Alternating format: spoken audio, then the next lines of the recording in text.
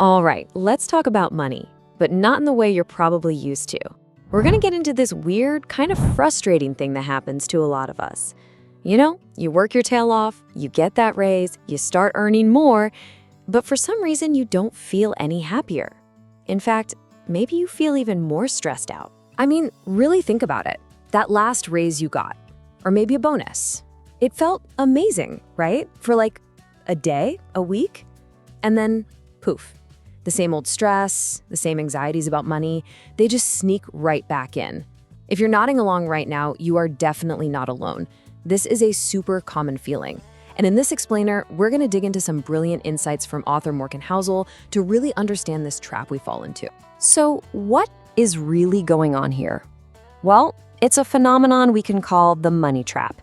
And believe me, it's a surprisingly common cycle of, well, unhappiness that has almost nothing to do with how much you earn. And this trap, it tends to create two types of people you probably recognize. First, you've got the anxious high spender. This is the person who looks like they're living the dream, right? Fancy dinners, the latest phone, but secretly they're tossing and turning at night just watching their bank account drain away. And on the flip side, you have the guilty super saver. This person does everything right. They budget, they save, they invest, but they're haunted by this constant nagging feeling that they're missing out on life, that it's all just passing them by. See the common thread here? One spends, one saves, but they're both unhappy. The emotional result is exactly the same. And that right there proves something huge. The problem isn't really about your spending habits. It's something way, way deeper. So, to get to that deeper level, we've got to look at what's going on underneath the surface. We have to uncover your money's hidden story. You know, as Morgan Housel brilliantly argues, personal finance, it's not really a math problem. It's a psychology problem. Think about it. Every single one of us has this unique internal story that we tell ourselves about money. It's a story that's been written over years by our family, our experiences, our biggest hopes, and yeah, our deepest fears. And that story, the one playing out in your head, not the number on your bank statement, is what's actually in the driver's seat of your financial life. Here's a powerful way to think about it. Money is just a mirror. When you look at your spending, you're not just seeing a list of things you bought. No. You're seeing a reflection of your deepest desires, your biggest anxieties, your secret aspirations. And the cool thing is, once you realize you're just looking at a reflection, you can actually start to change what you see. And Morgan Housel just nails it with this quote. True wealth, it's not about stacking up cash like a dragon hoarding gold. It's about freedom, plain and simple. The freedom to spend your money on what genuinely, truly matters to you. So the big question is, how do we get there? How do we start spending with that kind of intention? Well, that brings us to what you could call the art of spending. And listen, this is not about putting yourself in a financial straitjacket with some crazy restrictive budget. It's about something much more powerful, becoming intentional. See, the real challenge with money, it isn't making it. We're all pretty good at that.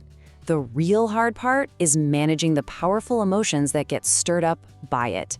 I'm talking about things like envy. You know, you're scrolling through Instagram, you see a friend's amazing vacation photos, and bam, you've got this sudden urge to book a trip you can't afford. Or pride, buying something not because you really want it, but just to prove that you can. These feelings, they can totally hijack our decision-making and lock us in this endless spending cycle. And this leads to a really surprising insight. I mean, we're all taught that the key to building wealth is just make more money, right? Chase that high income. But Housel argues that something else is way more important: patience. Seriously. He says that having the patience to delay gratification, to just wait a little bit, that can be infinitely more valuable than a huge paycheck that you just burn through. Okay, so how do you actually practice this patience thing? It sounds good, but what do? Try this super simple but incredibly powerful technique. Before any purchase that isn't, a total necessity, just pause, just for a second, and ask yourself, why do I really want this? Is it because I genuinely need it? Or is it because I'm feeling a little envious or trying to keep up with someone?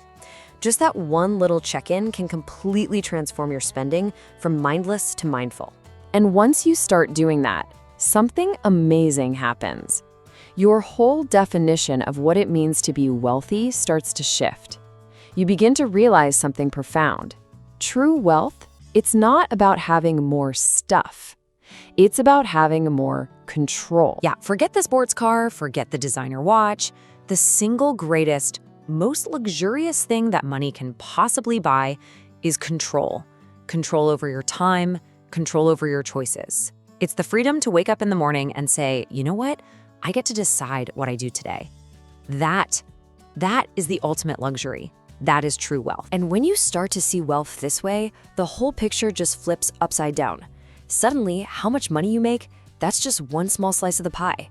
The biggest, most important pieces becomes things like having control over your time, having real peace of mind, and having the freedom to choose meaningful experiences. This becomes the new goal.